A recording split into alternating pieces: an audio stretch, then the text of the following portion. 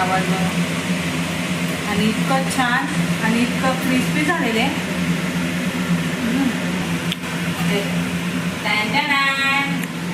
नमक आपण थोडंच टाकायचं. आपलं पहिले ना लावलेलं राहतं ना, मग त्याचा थोडा खारापणा राहतो. त्याच्यामुळे ना नमक आपल्या मैद्याला आणि कॉर्नफ्लॉवरला जेवढं लागेल तेवढंच टाकायचं.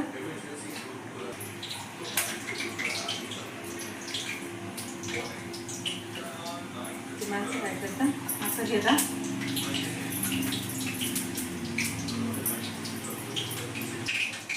असे गोळे करून घेऊ आपण आणि मग टाकायचे.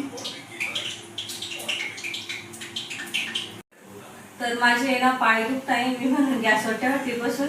हे बघा. आणि तेल आहे ना जास्त गरम नाही होऊ द्यायचं आपल्याला. आणि माझं आहे ना तेल पडलेलं होतं ना, त्याच तेलात मी तळते.